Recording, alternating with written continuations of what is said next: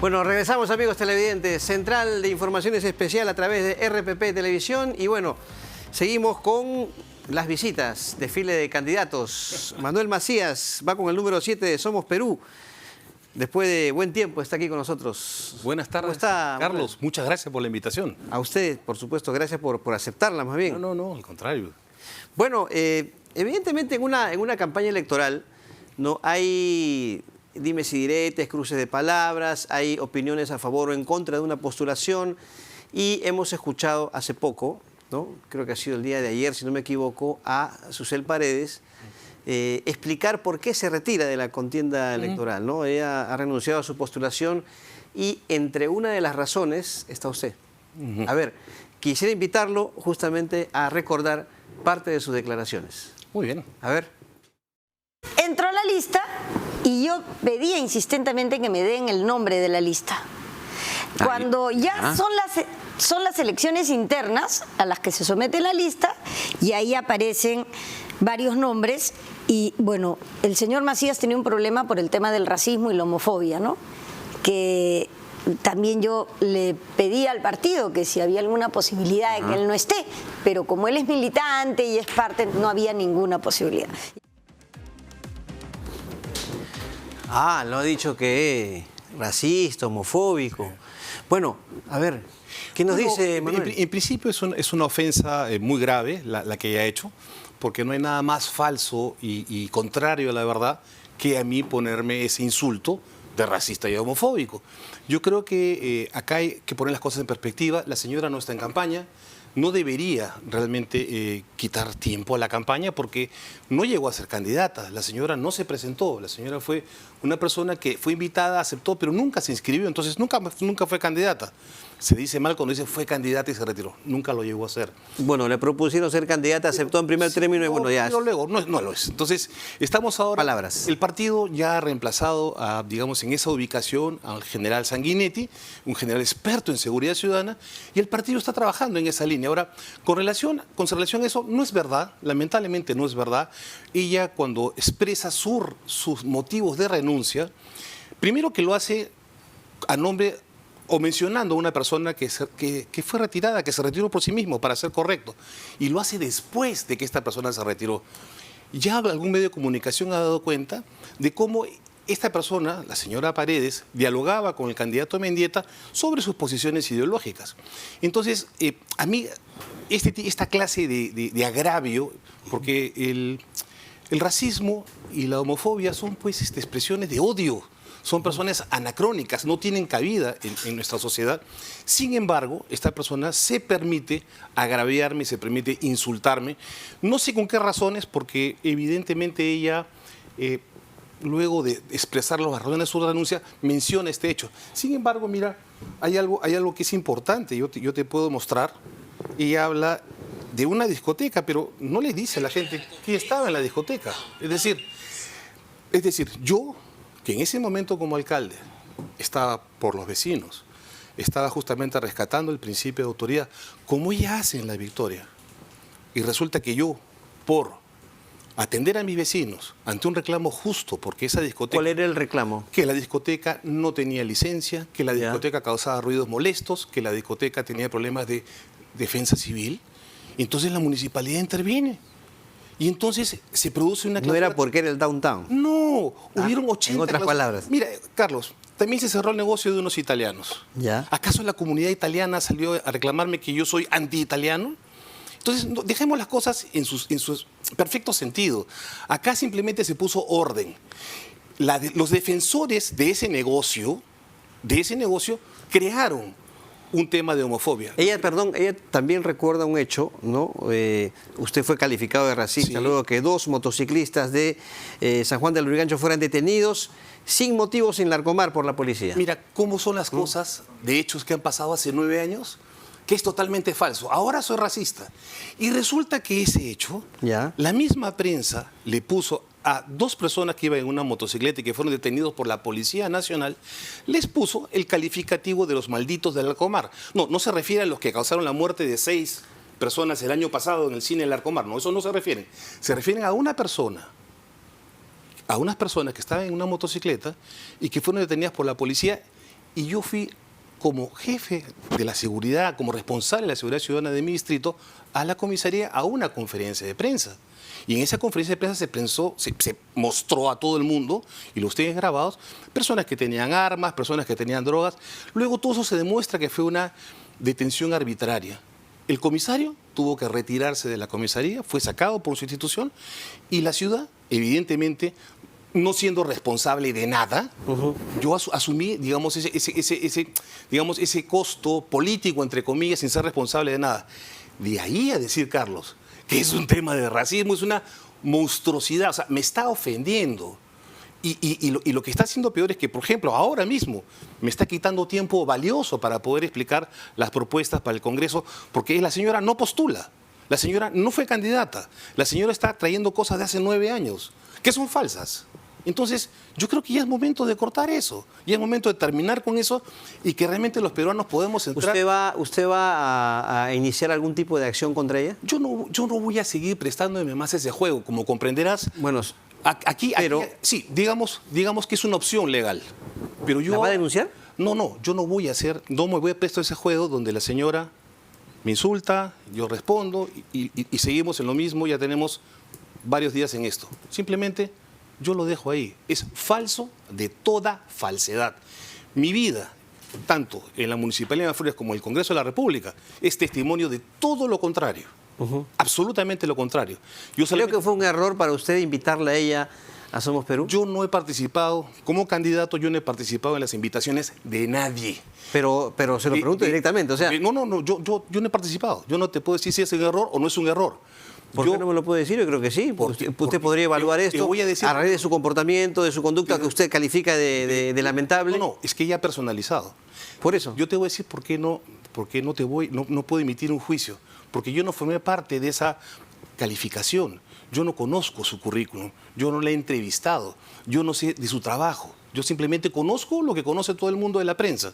Entonces no tengo capacidad de decirte... ¿No ha tomado conocimiento de su trabajo? No.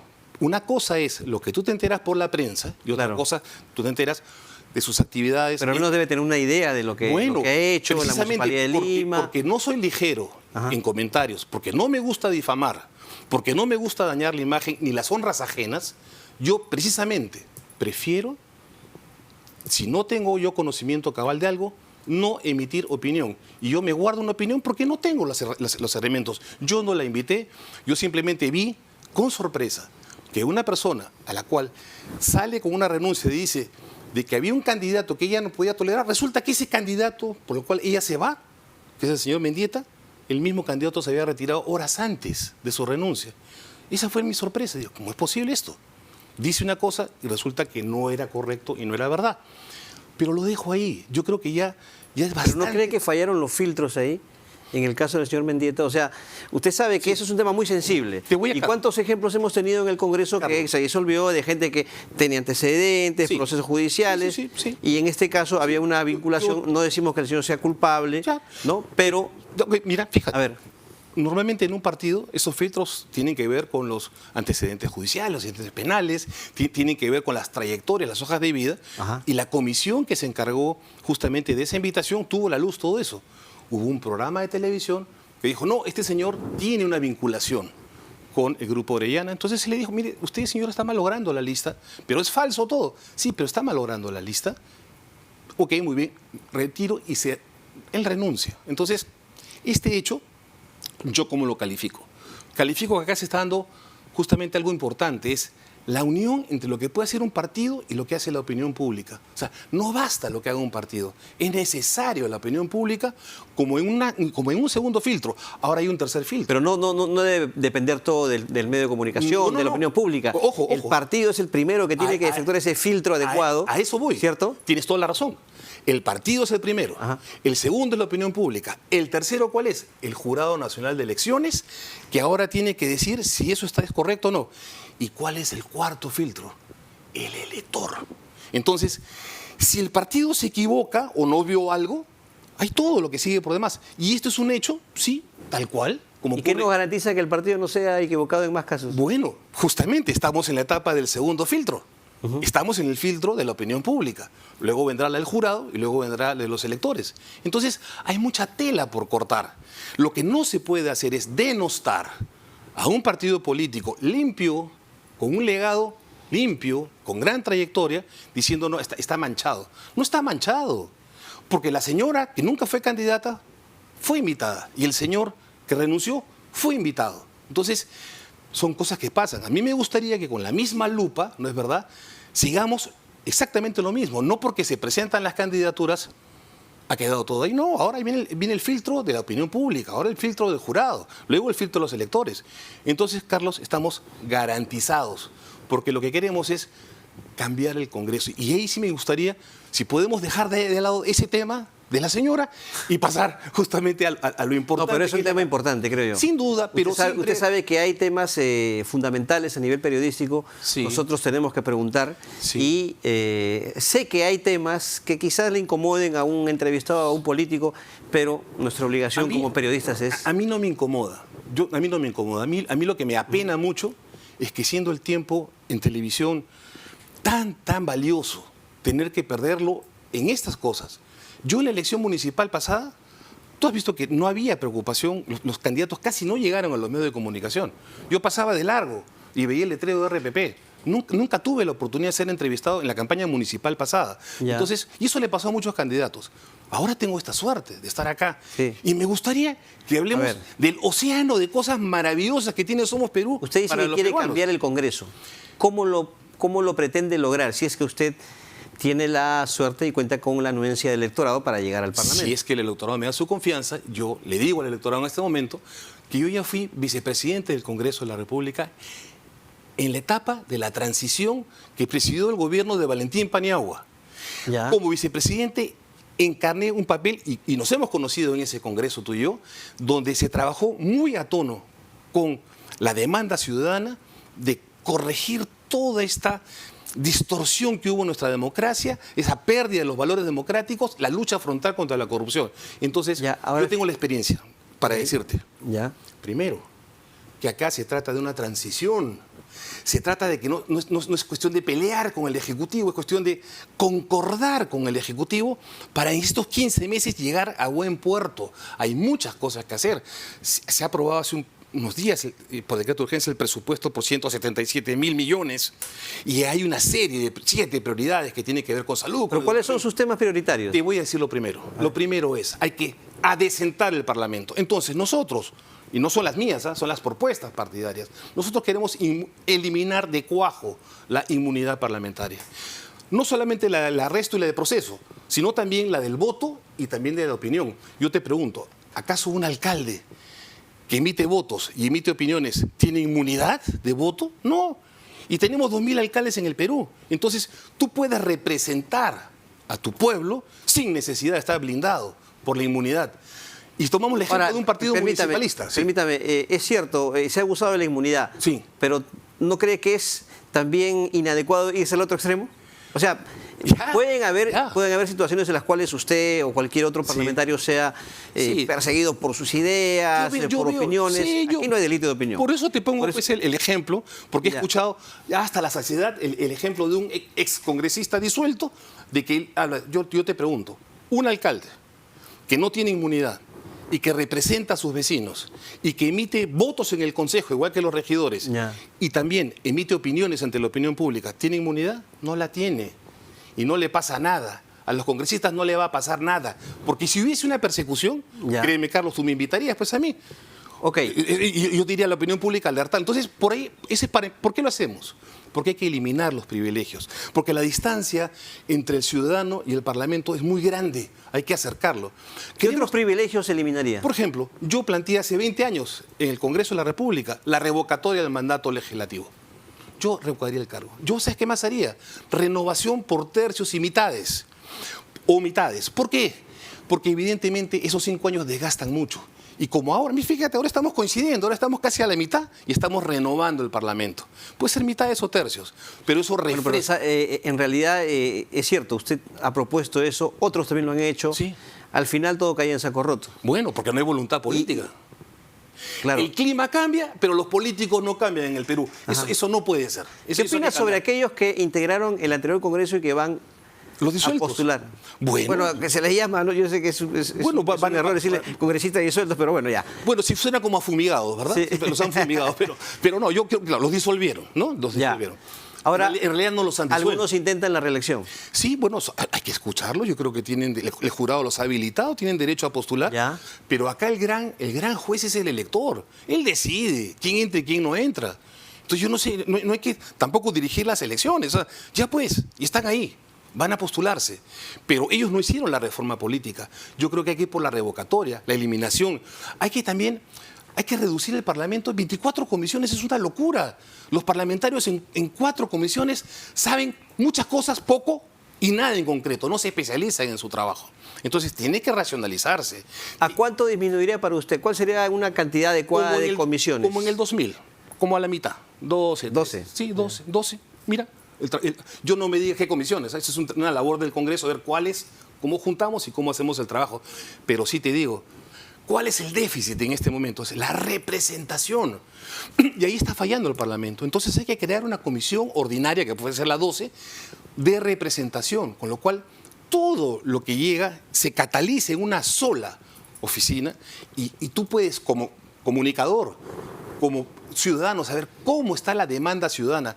Porque el parlamentario tiene que ser eficaz en esa representación. No en esta semana, digamos, entre comillas, de vacaciones que se van a su pueblo, sino, o como en Lima, ¿de dónde son los parlamentarios?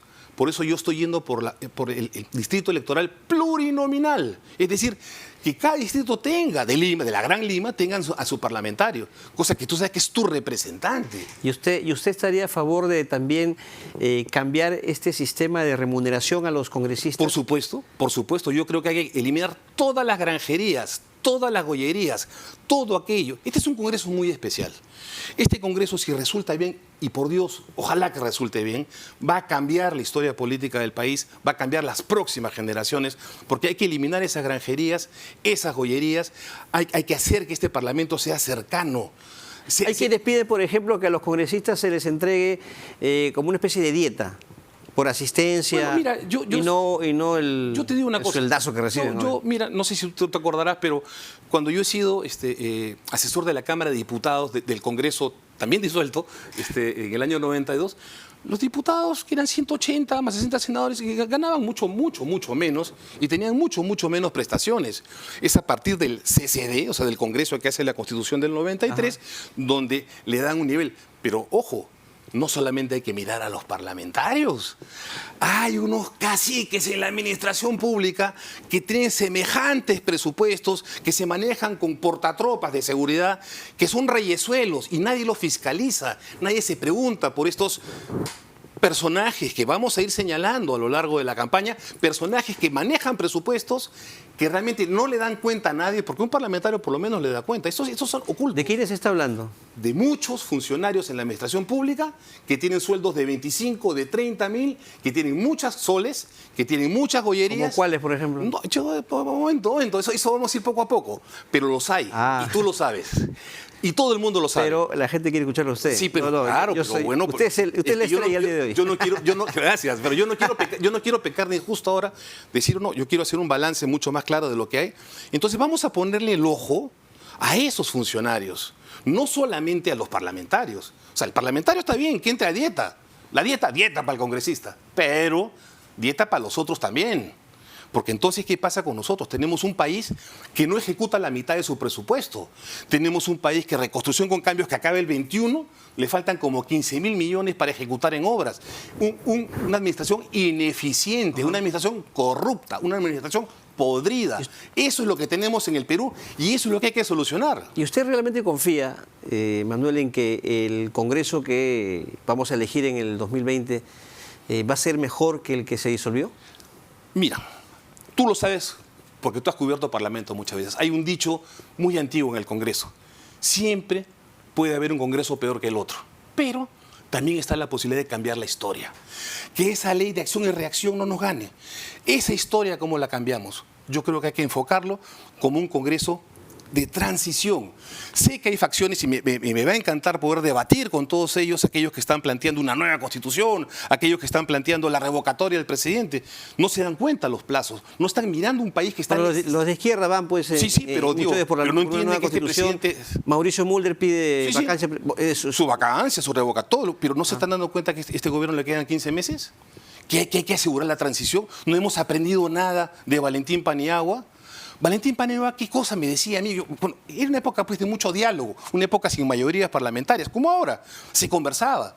Me decía, mi principal misión es asegurar las elecciones libres y transparentes, que sean fiel trasunto de la voluntad ciudadana. Eso es lo que él decía. Entonces, cuando tú dices, voy a revocar, o sea, más caos, más crisis, echarle más gasolina a la pelea, ¿no será mejor hacer una puntos de consenso y trabajar en 4 o 5 cosas importantes con el Ejecutivo, siempre moralizando, siempre haciendo control político, siempre representando? O sea, no se trata de ser obsecuentes, se trata de firmes, muy firmes ante la corrupción. Pero mucho no solamente depende del gobierno, ¿no? O sea, esta diríamos, conducta de diálogo que tiene que haber, creo que en eso estamos de acuerdo todos, porque toda esta crisis surge por, me parece, un enfrentamiento absurdo entre Ejecutivo y Legislativo, pero también viene del lado del Congreso, y hay fuerzas políticas que han tenido un protagonismo muy fuerte en esta última coyuntura, para mal o para bien.